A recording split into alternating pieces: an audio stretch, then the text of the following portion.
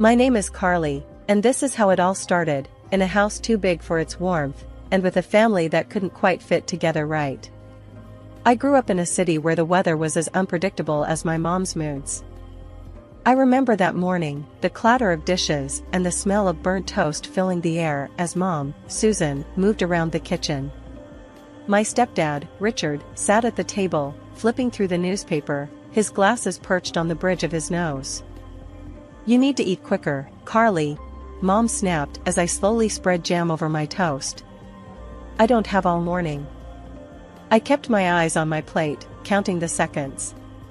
Richard sighed. "Susan, she's just a child. Let her be." Mom muttered something under her breath, then turned her attention to me again. "And look at you, always so sloppy. Can't you at least try to look decent?" I glanced down at my shirt, noting a small stain I hadn't seen before. Before I could respond, the phone rang, cutting through the tension. Mom answered it with a huff, her voice sweetening as she realized who it was on the other end. "Oh, hi, Tom," she cooed into the receiver. "Yes, she's just finishing up her breakfast. No trouble at all." She shot me a look that said otherwise. When she hung up, she tossed the phone onto the counter. "Your father will pick you up in an hour. Make sure you're ready." "I don't want him coming to the door." "Why can't he come in?" I asked, my voice small. Mom's laugh was short and sharp. "Why? You want everyone to see the kind of man he is?" "No, thank you. I have a reputation to maintain." I knew what she meant. Dad lived in a rundown part of town, his life a far cry from the polished existence Mom had with Richard. He drove an old, beat-up car and wore clothes from discount stores, but none of that mattered to me. He was Dad. He was kind. The hour passed quickly, and soon I heard the honk outside. Grabbing my backpack, I headed for the door. "Remember what I said?" Mom called after me. "Directly to the car, Carly. No dawdling." Outside, Dad was leaning against his car, a smile lighting up his face when he saw me. "Hey, pumpkin, ready for a fun weekend?" I ran to him, his arms open wide for a hug. "Yeah, Dad." As we drove away, I glanced back to see Mom watching from the window. Her expression was unreadable, but I knew she was relieved to have me out of the house. The drive was filled with small talk about movies and books, and plans for the weekend.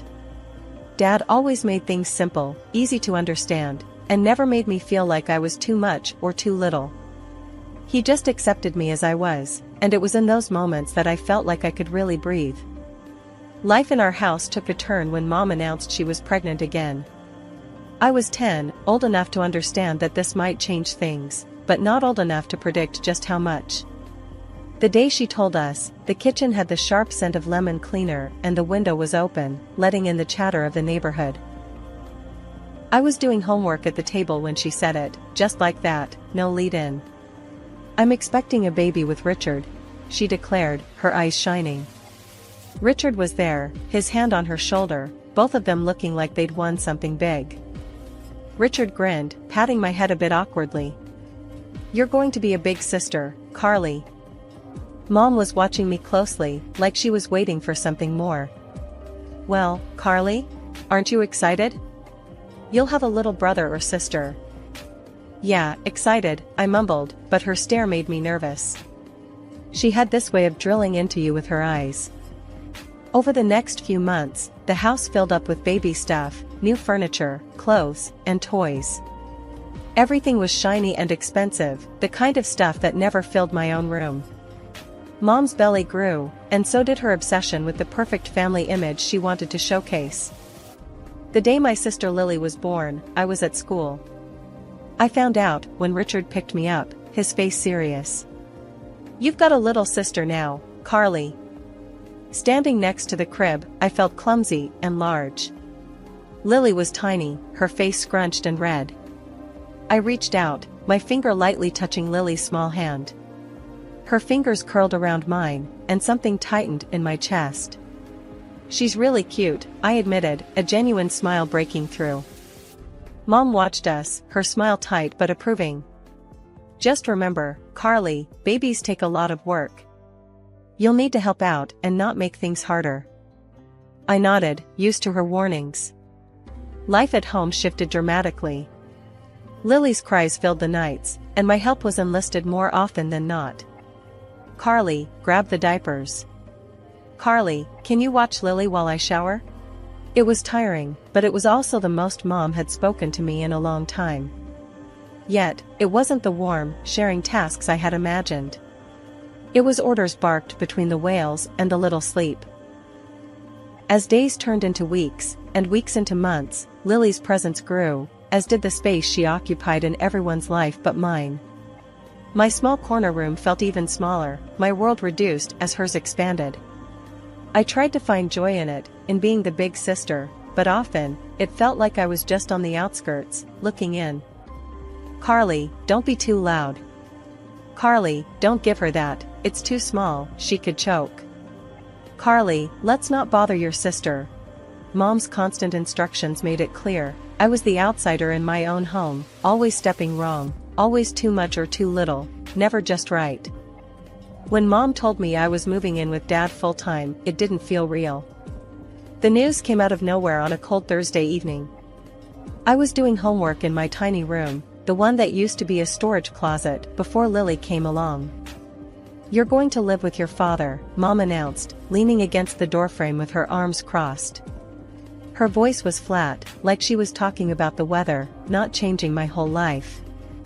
I looked up from my books, confused. What? Why? It's better this way. Richard and I can focus on Lily, and you, well, you need a change. She didn't even try to sound sorry. Does Dad even know about this? My voice cracked a bit.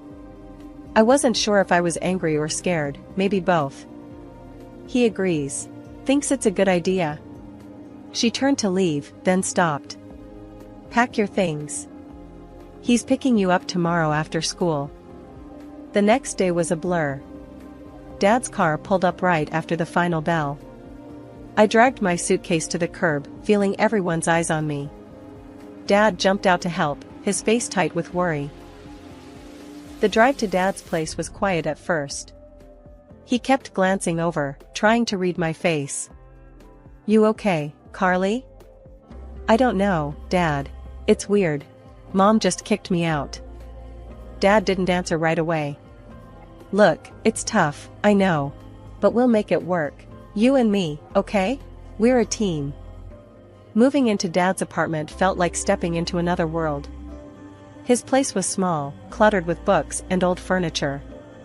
There wasn't much room, and my room was actually the living room couch. That night, we sat at his tiny kitchen table, a pizza between us, trying to make plans. School's different here, but you'll adjust. You're tough, Carly. Tougher than you think. The first few months at my new school were rough. The hallways were battlegrounds, and words, sharper than knives, were often thrown my way. Hey, why you even here? Nobody needs another quiet mouse. Some would jeer as I walked by, my head down, my heart sinking a bit more each day.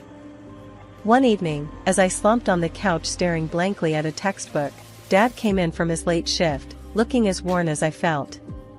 He tossed his keys on the table and grabbed a couple of sodas from the fridge.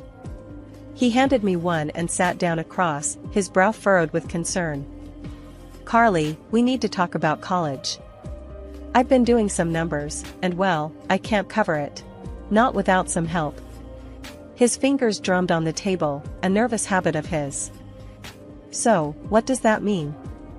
I felt a cold wave of worry. It means there are a few ways this can go, he continued. First, you could work hard, get involved, and maybe land a scholarship. Or, you might have to work and study, which won't be easy. And, he hesitated, then added, there's always the option of not going at all. I shook my head immediately.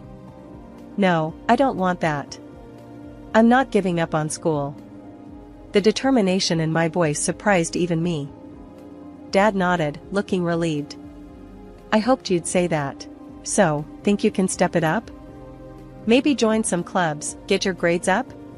From that night, things began to change. I approached school with a new purpose.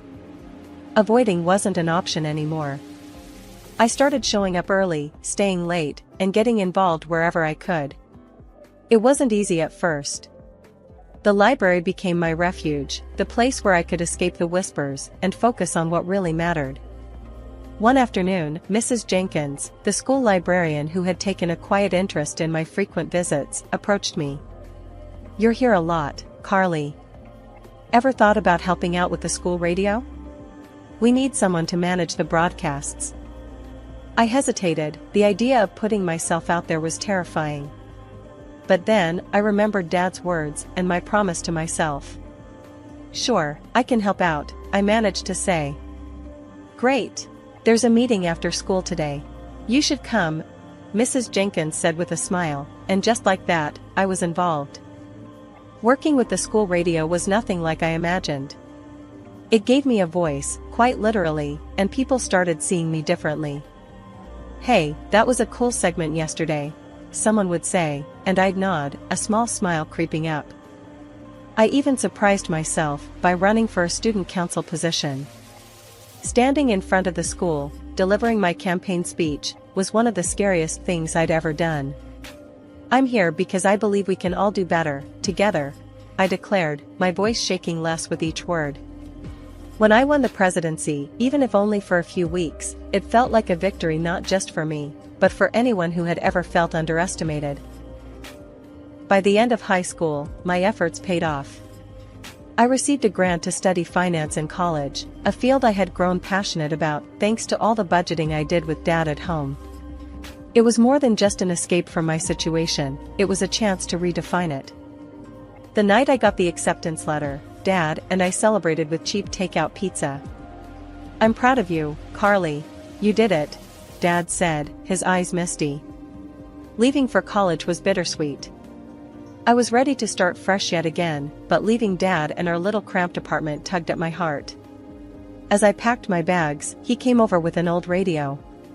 "For your new dorm," he said, setting it beside my suitcase. College life started with its own set of challenges, but I was ready for them. I got an increased scholarship, which meant I didn't have to lean on Dad for money. That independence felt good, really good. I even managed to snag a part-time job at the college library. One evening, during one of our weekly phone calls, I told Dad about the job. He laughed, his voice warm and teasing over the phone. "Look at that, my daughter's keeping me afloat now." I chuckled, rolling my eyes even though he couldn't see. "Yeah, right, Dad. Just trying to follow in your footsteps without stepping on your toes." College wasn't just about work, I made sure to learn something from every class, every lecture. And then came the internship opportunity at a local financial company. The internship was intense. I was thrown into the deep end, analyzing market trends, preparing reports, and sometimes, handling clients under supervision. My boss, Mr. Henley, was a tough nut to crack, but fair. He didn't hand out compliments easily, so when he told me, "You've got a knack for this, Carly. Keep at it," it meant the world. As my college years wrapped up, I didn't just leave with a diploma, I left with a job offer from the financial company where I interned. It was more than I could have hoped for. I found a small apartment near work, and settled into a rhythm. Dad was over the moon when I told him.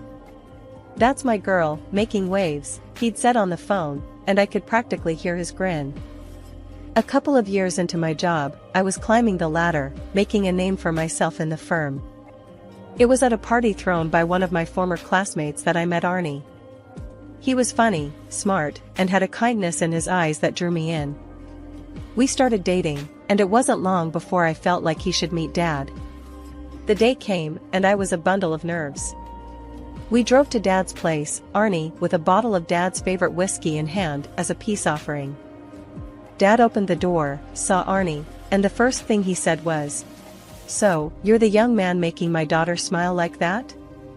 Arnie grinned, handing over the whiskey. "I'm trying my best, sir." They hit it off, talking about baseball, the whiskey, and occasionally embarrassing me with tales of my less graceful moments. Seeing them together, getting along, meant more than I could say. Now at 28, with a career on the rise and a man who cared deeply for me, life was looking up. It wasn't just about making it on my own anymore, it was about building something lasting. And for the first time in a long time, I was genuinely excited about what the future held. The day I got the call from Mom was like any other. I was in my apartment, sorting through some work documents, when my phone rang. Seeing Mom flash on the screen was enough to make my heart skip a beat. It had been years. "Carly, I need a favor," she said, without any pleasantries. "Lily is going to college in your city, and we paid her tuition. Can she stay with you?" The request caught me off guard. "Stay with me? As in, live here?" "Yes, it would really help us out. Plus, it could be good for you two to spend some time together," Mom pressed. I hesitated, the old feelings of being the less favored child creeping in. But I pushed them aside. "Okay, Mom. For you, I'll do it." Lily's arrival was like a whirlwind. She had 3 suitcases just for clothes and shoes, and her beauty routine took up more bathroom space than I thought possible. As days turned into weeks, her presence began to reshape my life. She was always either preparing for a party or recovering from one. Her idea of a quiet evening was coming home at 3 in the morning, tipsy and giggling on her phone. Her lifestyle was one thing, but what really strained our cohabitation was her attitude towards college and life in general. "I'm not really into the whole studying thing," she once said during breakfast. "I'm just here to have fun and maybe meet a rich husband." I choked on my coffee. "Lily, you need to take your studies seriously. Mom and Richard are paying a lot for your college." She shrugged, popping a grape into her mouth. "Whatever. I don't see why I should bother. That's like, your thing, not mine." But the real trouble started when Arnie came into the picture. He'd been over a few times since Lily moved in, and I'd noticed the way she looked at him. I didn't want to believe she'd actually try anything until one night, Arnie pulled me aside, his expression grave. "Carly, we need to talk," he said, guiding me to the balcony for privacy. "Lily's been making advances. She's been pretty explicit about what she wants. I didn't want to tell you, but..." I felt a mix of anger and embarrassment. "I'll handle it." Confronting Lily was inevitable. I found her in the kitchen, flipping through a magazine. "We need to talk about Arnie," I started, trying to keep my voice even. She looked up, her eyes cool. "Oh? What about him?" "He's my fiancé, Lily. And he told me what you've been doing. It needs to stop." Lily laughed, a sound that chilled me. "Please, Carly. Like I'd want your boring finance guy. But if I did, I could have him. I get what I want." That was the last straw. "You need to find somewhere else to live, Lily. I can't have you disrespecting me and my relationship under my own roof." Within an hour of her shameful leaving, Mom called. "How dare you kick your sister out? You always were a difficult child, Carly. I should have known better than to trust you with your sister," Mom hissed, before hanging up.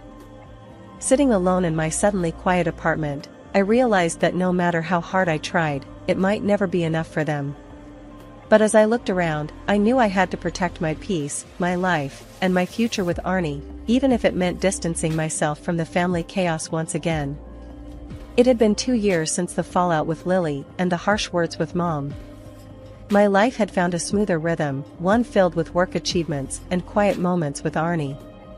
That peace was briefly interrupted when I heard about Lily through the grapevine. She had dropped out of college and was getting married to some rich guy she met. Curiosity and a sliver of familial duty nudged me to pick up the phone and call home to offer congratulations. It was Mom who answered, her voice as chilly as ever. "Hi, Mom. I heard about Lily. I just wanted to say congratulations," I said, trying to keep my voice neutral. "Oh, is that so? Well, don't bother. We're not waiting for you at the wedding. It's for rich people, not beggars," she spat out harshly. The words stung more than I expected. "I see. Well, I wish her happiness all the same. I managed before ending the call, the familiar hurt settling in my stomach. Later, I learned they spared no expense for Lily's wedding. Lavish decorations, expensive attire, and even live singers, the works. It was all over social media, a spectacle for all to see. Fast forward 2 more years, and life brought its own surprises. Arnie, with his gentle smile and eyes full of love, proposed. It was simple, but perfect. No fancy backdrop, just us and the sincerity of our bond. Of course, I said yes. Excited, I called Dad first. Dad, Arnie proposed. We're getting married. Really? That's wonderful, pumpkin. I wouldn't miss it for the world. Dad's voice boomed through the phone, filled with genuine happiness. Emboldened by his enthusiasm, I made a decision I knew might end in disappointment. I called Mom to invite her to the wedding. Mom, I'm getting married. I would like you to come, I said, each word weighed with a mix of hope and apprehension. There was a pause, then a cold laugh. To your wedding? With that man of yours? No, thank you. I don't mingle with losers. On the wedding day, everything was simple yet beautiful, the decorations minimal but elegant, the guest list small but heartfelt. Dad arrived early, beaming with pride. You look beautiful, Carly, Dad said as he took my arm to walk me down the aisle. Thanks, Dad. I'm glad you're here, I replied, squeezing his arm, the emotions of the day catching up to me. As we walked, I felt the weight of the past challenges lift. Here was a man who had never once made me feel less than loved, walking me toward a future with a man who cherished me just as deeply. The ceremony was everything I could have hoped for. Arnie's vows were heartfelt, and mine were a promise of commitment and love, witnessed by our closest friends and family. There were no grand gestures, just the pure, simple affirmation of our bond. Life had a way of coming full circle in the most unexpected ways. Just when Arnie and I were celebrating the news of our pregnancy, reveling in our little bubble of impending joy, my phone rang. The screen flashed Mom, a name that now brought more tension than warmth. Carly, Mom's voice came through the line, sharp and urgent. We need your help. What's wrong? I asked, despite a sinking feeling in my gut. It's serious. We've lost everything. The house is mortgaged to the hilt, Richard's business has tanked, and, well, Lily's marriage didn't pan out either. What happened with Lily? I found myself asking before I could stop. She made some mistakes. Her husband has thrown her out, and he's demanding money for her cheating, Mom explained, each word laced with a mixture of anger and desperation. We have nowhere to go, Carly. We need to stay with you, just until we sort things out. The request hit me like a ton of bricks. After years of minimal contact and outright rejections, this was too much. Mom, I don't think that's possible. What do you mean it's not possible? You owe us, Carly. After all, we are your family, she pressed, her voice hardening. Oh you? Mom, remember how you pushed me out when you thought I was too much to handle? How you never wanted me around unless it suited you? I replied, my own anger rising. That was different, Carly. This is serious. We are talking about being on the streets here, she countered sharply. You made your choices, Mom, and I've made mine. I have my own family to think about now, I said firmly. There was a pause, a heavy silence that filled the space between my resolve and her disbelief. You ungrateful child. I'll sue you. I'll get what's owed to me. I couldn't help but laugh, despite the seriousness of her threat. Sue me for what, Mom? Taking care of myself? Dad was my guardian when you pushed me out, remember? You have no legal hold over me. I hung up, heart racing. It was a confrontation I had always dreaded, yet now that it was over, I felt a strange sense of peace. I had stood my ground, protected my boundaries, and most importantly, I was protecting the little life growing inside me. Arnie came into the room, his face etched with concern. Everything okay, babe? I took a deep breath, wrapping my arms around him. It will be. We're going to be okay, all three of us. He hugged me back, his presence a reassuring fortress against the chaos of my family. "We'll handle whatever comes, together. This little one has the best, Mom." As we stood there, I felt the first fluttering movements of our baby, a gentle reminder of the new life we were about to welcome. It was a poignant moment, filled with the promise of new beginnings and the affirmation that some family cycles were meant to be broken.